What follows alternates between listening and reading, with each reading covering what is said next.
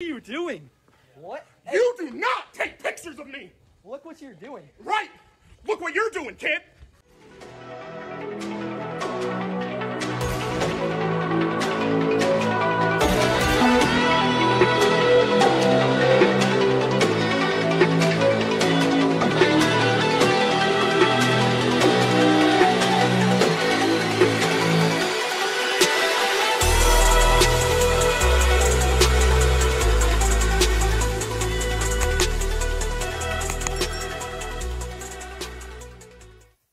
I think it's fine to say to religious people that they are prohibited from gathering outside, wearing a mask, socially distanced. They can't do it. But if you want to come and protest and defund the police, if you want to support that, that's fine. You can gather en masse, person to person, close up, thousands of people. That's okay. That discrimination's okay. That's your position. Senator, that is not my position. It was your position. It's what you argued. I did not write these orders. What I said. You defended it in court, and you just articulated to me what I take to be your position. Why were the restrictions that you defended struck down as discriminatory? Why were they? You know the facts. You're a good lawyer.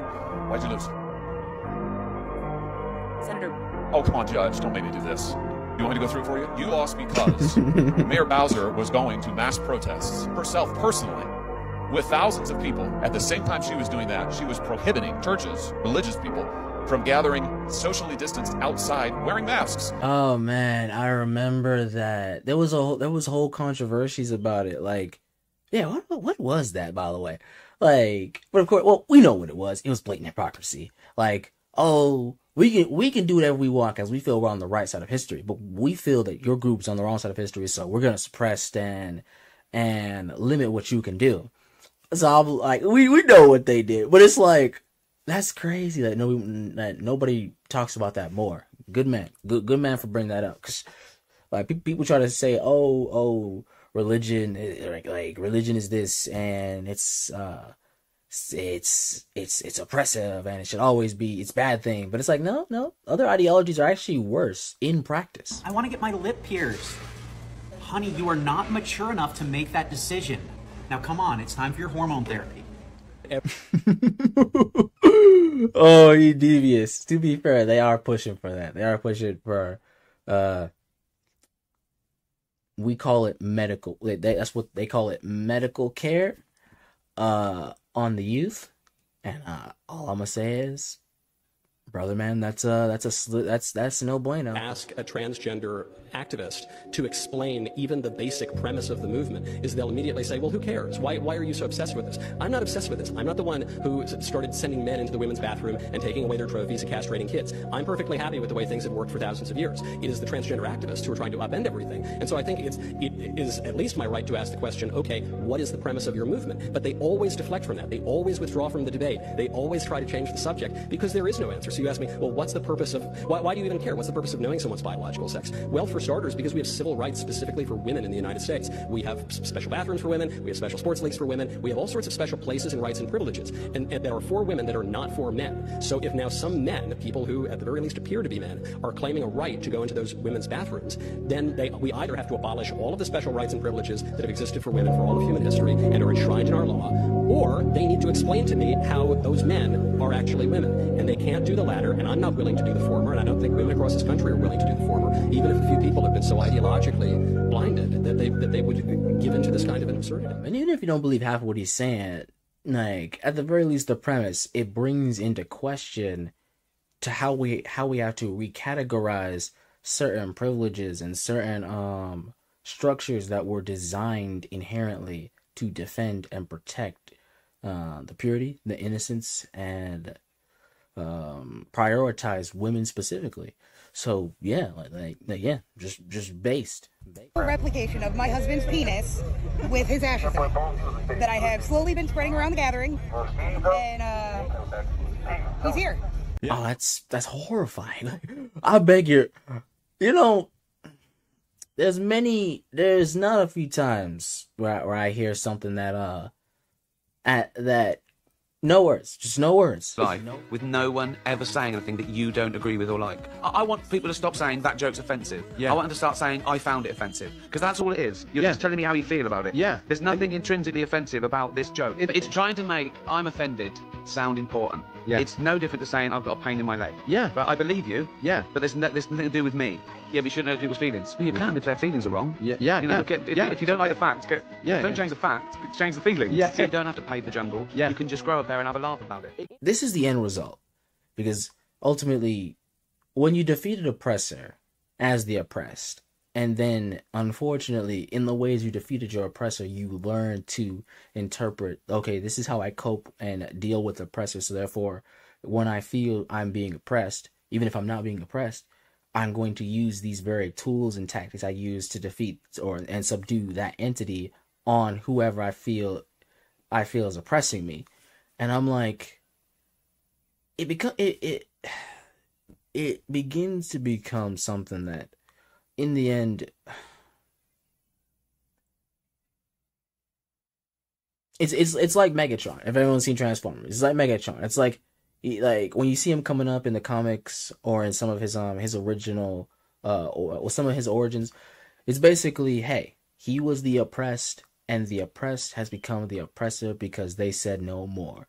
And after that moment, his history is horrible. Absolutely just murdering, destroyer, dictator, all that good stuff.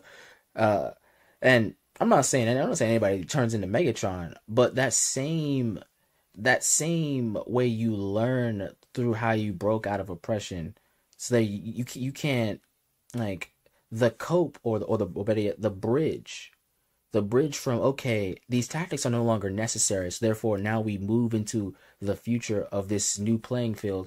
That there's never a bridge that bridges that gap. It's always, nope, I fought to get here, and I'm going to keep fighting. And it's unfortunate because, like, you don't see it till it's too late. Like, you really don't. Which is why I like the teachings of the Lord Jesus Christ. Just to plug that in there. Like, I love this I love the de-escalation teachings as far as, like, hey, turn the other cheek. Not demonstrating weakness, but demonstrating, hey, things get a whole lot worse from here. And obviously, you don't want, like, you look at the other person's good before your own, but you would take your own, because obviously it's not okay, if somebody shoots you, you open up your chest and you let them fire a few more bullets into you. No, it's a you know where this road goes as far as somebody like that, so you do everything in your power to I would just say relate, but you do everything in your power to basically help them because they're hurt. You recognize that they're hurt, and so, oh, somebody stole your shirt, give them your tunic. They're really going through it. And it's not a universal rule as in, like, hey, like, this is how you deal with those situations. It's more so to get you to think like, beyond just somebody hit me, somebody's done wrong to me. Where's like, what's going on here?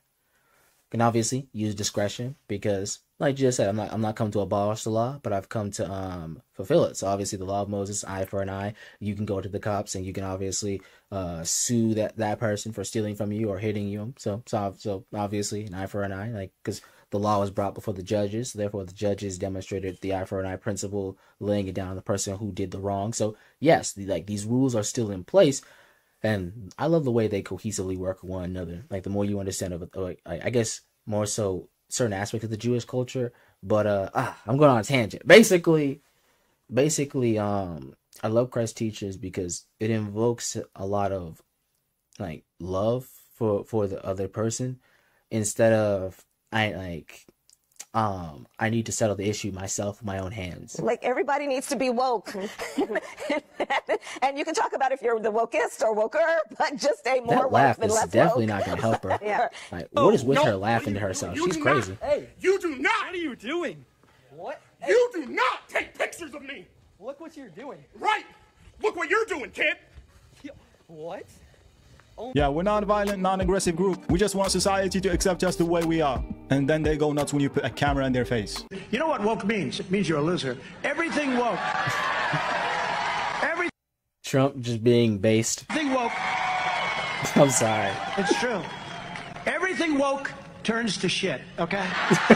To all the white, cisgendered, heterosexual people in the room, don't speak at all during this meeting. You've had your time for long enough. You know, history has favored you. Just be quiet. And I went, that doesn't sound right. And I looked around the room that I was in, and people were nodding and agreeing, some even smiling for what she just said. That side note, that is crazy how people will look at history and then essentially interpret people based on the history of a culture or time period. Like you know, people of color looking at people who lack a bit of melanin pigmentation as, oh, you're representative of your fathers and your grandfathers and your great grandfathers, and I'm like, no. Or people try to reinvent history, where it's like history has gone in a certain way because of certain themes and certain cultural norms and certain basically what the idea of society was at that point in time. But it's like then you come with your thinking now and say, no, this is actually what was going on. And so now, because that was going on, I'm going to deal with you what should have been done to them. And I'm like, come on now, that's so mean. Like, what you got in your heart? And that night I went home to my white family, my conservative white grandparents who had taken care of me my entire life, made sure I went to school, made sure I had a job, made sure I got scholarships. And I thought, it doesn't quite make sense to hold these two beliefs in my brain that white people are inherently racist while I have this family that's taking care of me.